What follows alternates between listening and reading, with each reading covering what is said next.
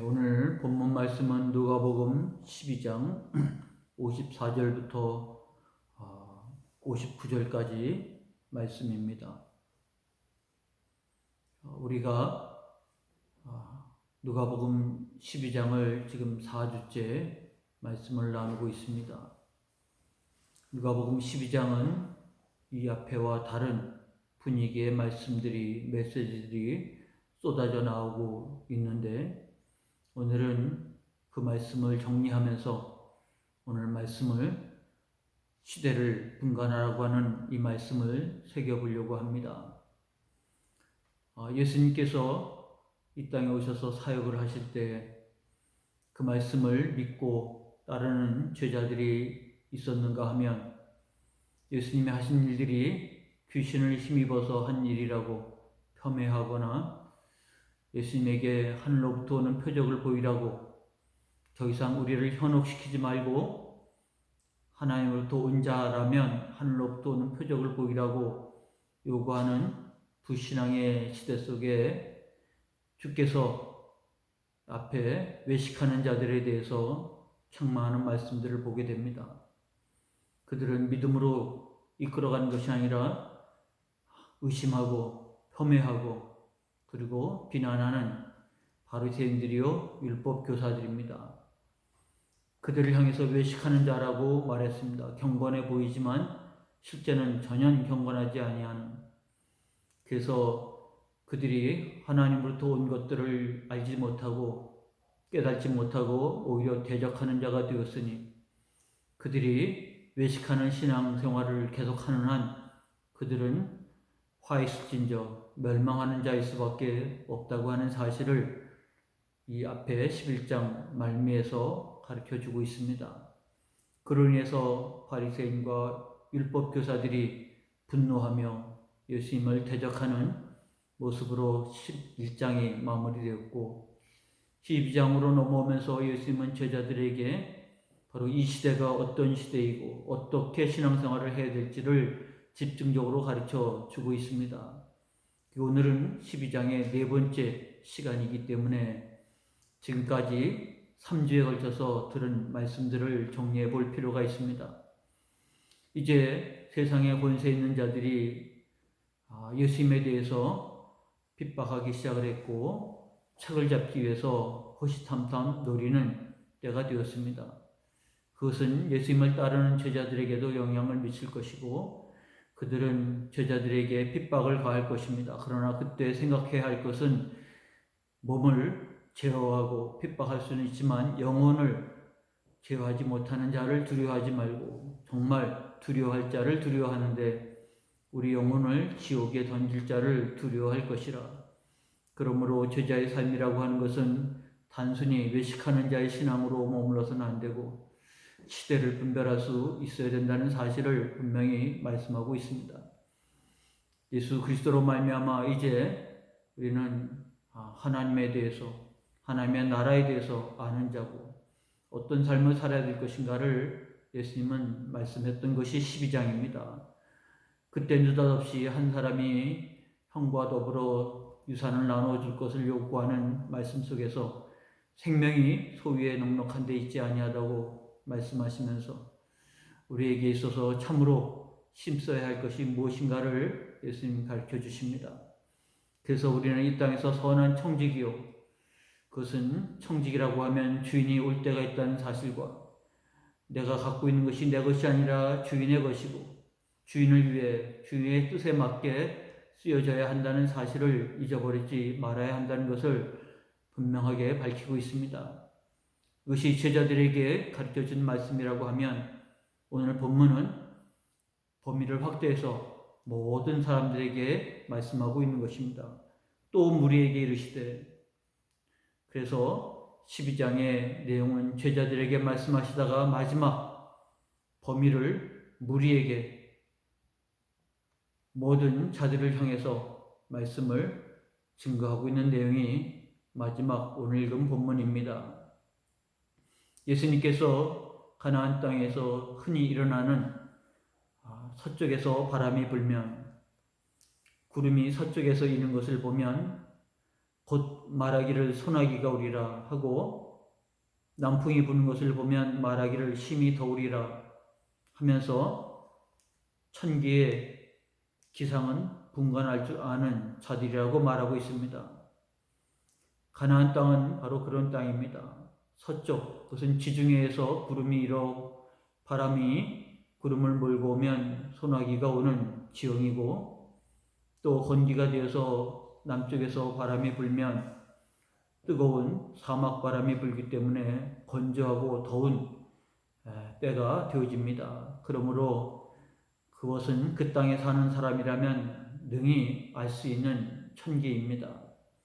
예수님께서 그것을 알아보고 대비하는 사람들처럼 외식하는 자여, 너희가 천기의 기상은 분간할 줄 알면서 어찌 이 시대는 분간하지 못하느냐라고 책망하고 있습니다. 이 말씀을 우리가 무리에게 하셨다고 하면 어떤 의미로, 어떤 뜻으로 하셨을까를 생각해 보게 하는 것입니다. 천기를 분별할 줄 아는 자, 그들은 서쪽에서 바람이 불고 남쪽에서 바람이 불면 앞으로 곧 오늘 안으로 아니면 내일이면 어떤 일이 벌어질까를 예상을 합니다.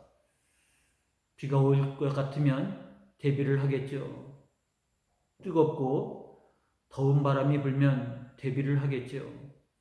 마치 천기를 분별할 수 있다고 하는 것은 미래를 대별한다고 하는 의미일 것입니다. 그렇다고 하면 너희가 어찌 이 시대는 분간하지 못하느냐라고 했을 때 지금의 하나님께서 우리에게 보여주신 징조를 통해서 우리의 내일, 우리의 미래 어떻게 처신하고 살아야 될 것인가 라는 사실을 깨우쳐야 되는데 전혀 그렇지 못하고, 그래서 이 말씀 시작 56절에 외식하는 자여 이렇게 시작을 합니다. 누구를 가리켜서 말하겠습니까? 그 시대의 신앙은 바로 외식하는 자요. 그런 신앙으로 그들은 오늘 어떻게 살아야 되는지를 알지 못합니다.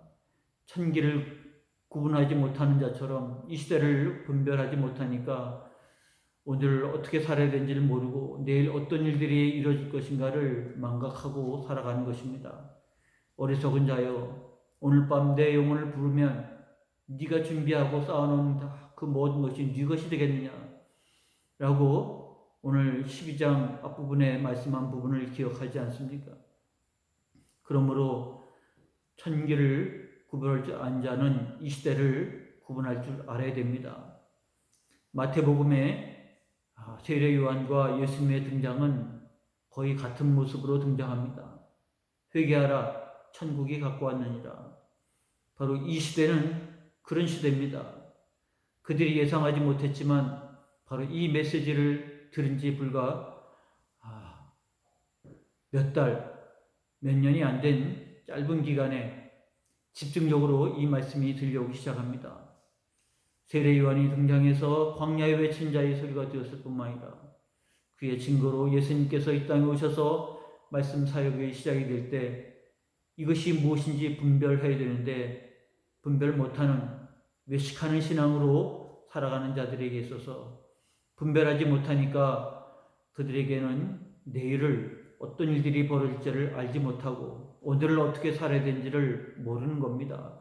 그러므로 어찌하여 옳은 것을 스스로 판단하지 아니하느냐라고 책망하신 것처럼 그들은 그들 눈앞에 사역하고 말씀하시고 놀라운 일들을 이루시는 예수님을 바라보고 귀신 들린 자라고 폄훼하거나 아니면 우리로 하여금 현혹시키지 말고 하늘로부터 온 표적을 보이라고 이와 같이 외식하는 자의 모습을 보인다고 하는 것은 얼마나 참으로 한탄스럽고 그리고 그야말로 멸망의 길로 빠지는 것이 아닌가.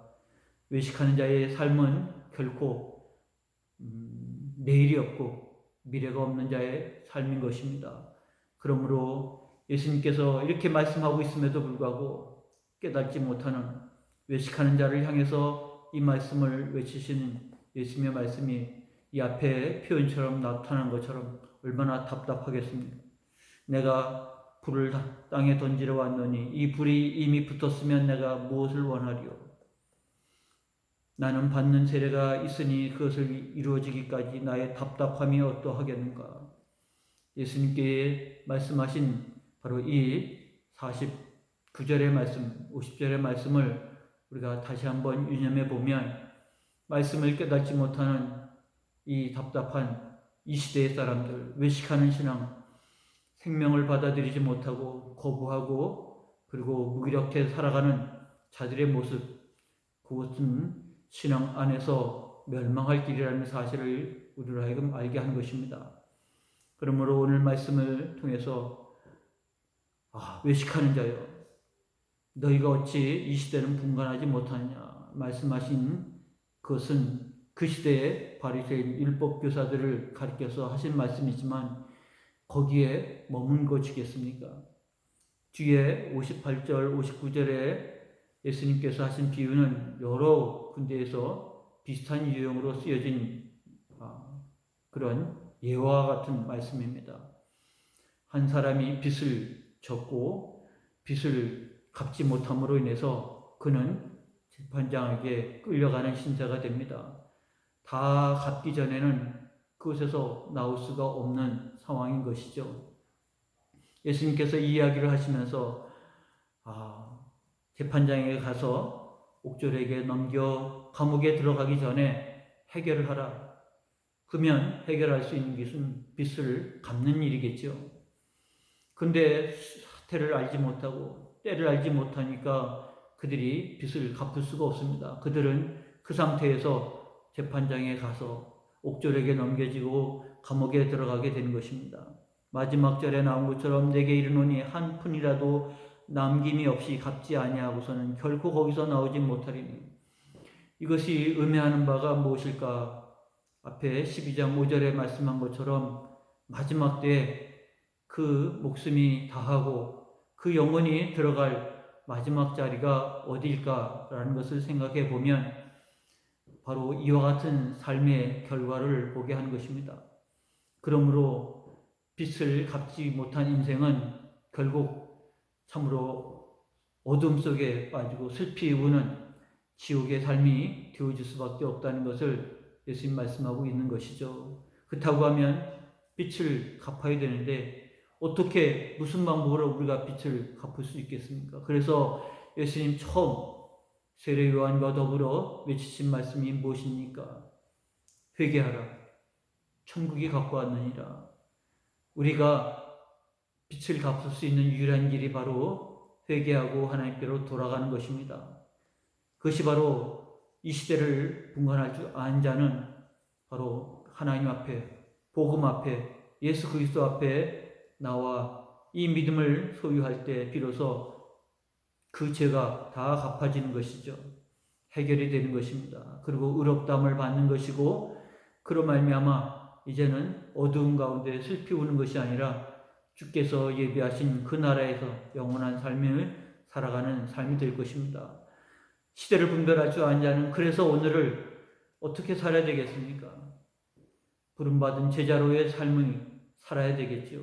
이 앞에 부분까지 말씀하신 제자를 향해서 하신 말씀처럼 지금은 외식하는 자, 무리를 향해서 말씀하신 바였다고 하면 그들은 외식하면서 떠나 이제는 회개하고 주의 말씀을 통해서 복음을 받아들이고 예수 그리스도를 받아들임으로 말미암아 시대를 분별할 줄 아는 신앙이 되었음으로 인해서 이제는 선한 청지기로 살아가는 신앙이 되어야 할 것입니다.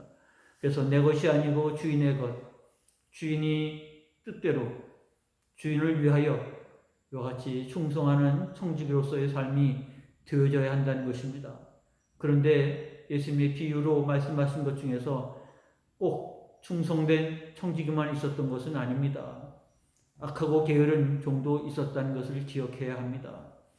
악하고 게으른 종이 되었다는 것은 주인이 더디 올 거라고 생각하고 자기를 위해서, 자기를 즐기면서 살아간 종을 가리켜서 말씀한 겁니다. 시대를 분별하지 못하는 자는 그렇게 살아갈 수밖에 없습니다. 빚을 갚기는커녕 빚진 자로 옥에 넘겨지는 운명에 처하게 될 것입니다.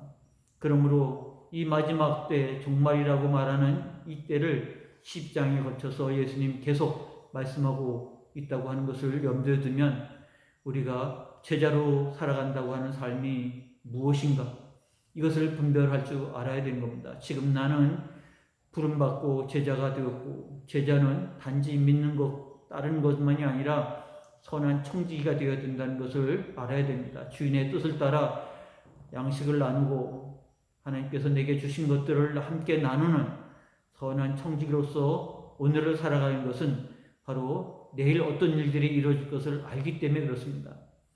오늘 비바람이 부는 구름이 오고 뜨거운 남풍이 불면 내일 건조하고 더운 바람이 불 거라고 천기를 분별하는 것 마냥 주께서 말씀하신 바를 통해서 우리의 신앙을 깨우쳐야 합니다. 우리는 아직 마지막 때가 오기 전 분별할 수 있는 시대예요. 우리에게 기회가 주어진 시대입니다. 그러므로 분별할 줄 아는 자요, 부름받은 자요, 청지기의 삶을 살아가되 선한 청지기로 살아가야 된다는 사실을 마음에 새기는 자리가 되어야 할 것입니다. 그로 말미암아 하나님 앞에 영광을 돌리고 잘했다 칭찬 듣는 선한 청지기로서 오늘을 살아가는 것이죠. 그것은 바로 내일이 어떠하다는 것을 알기 때문에 그 같은 삶을 살아가는 것입니다. 11장 6절 말씀을 다시 기억하시기 바랍니다. 하나님을 믿음이 없이는 하나님을 기쁘시게 못하는데 그 믿음은 하나님이 계신 것과 자기를 찾는 자들에게 상 주신 자이심을 믿어야 할 것이라 그랬으니 상 주심을 믿고 충성된 청지기로서 살아가는 여러분의 신앙 되시기를 축원합니다. 기도하겠습니다. 하나님 아버지, 오늘 말씀을 저희들에게 주시니 감사합니다. 천기를 분별하는 깨어있는 것처럼 많은 경험이 그렇게 쌓여진 것처럼 우리는 또한 시대를 분별할 줄 아는 자가 되어야 할 것입니다. 이 땅에 많은 징조를 주께서 주셨고 또 주의 말씀을 친히 주셨기에 우리는 이것을 통해서 오늘을 어떻게 살아야 되는지 그리고 우리의 내일이 어떠한지를 깨우쳐서 이 땅에 선한 청지기로 주님의 뜻을 따라 주님을 위해서 힘써 충성하는 선한 청지기로 잘했다 칭찬 듣는 청지기로 주 앞에 설 수 있는 신앙들이 되어야 할 것입니다. 코로나19로 인해서 어려운 시대입니다. 교회에 와서 예배하기도 어렵고 함께 모여 찬송하기도 어려운 시대입니다. 그러나 원망하지 않고 낙심하지 않고 핑계대지 아니하고 무기력하지 아니하고 우리가 하나님 주신 말씀 붙잡고 힘을 얻고 강건한 저희가 되게 하여 주옵소서. 특별히 이번 주는 시편 62편 6절 말씀을 더 깊이 묵상하고 우리가 암송하고 붙잡자고 말씀을 통해서 권면했는데 우리에게 주어진 이 말씀을 다시 새기는 저희가 되게 하여 주옵소서. 그래서 오직 우리에게 있어서 흔들리지 아니하는 신앙이 되어야 할 것입니다. 오직 그만이 나의 반석이시요 나의 구원이시요 나의 요새이시니 내가 흔들리지 아니하리로다. 흔들리지 아니하는 신앙으로 주 앞에 설 수 있는 이때가 되게 하여 주옵시고 말씀의 반석에 서는 놀라운 신앙의 자리에 서게 하여 주시옵소서. 거룩한 은혜가 함께하기를 소망하며 예수님의 이름으로 축복하고 기도하옵나이다. 아멘. 이어서 488장 부르고 중보기도하고 주기도문으로 예배를 마치시기 바랍니다.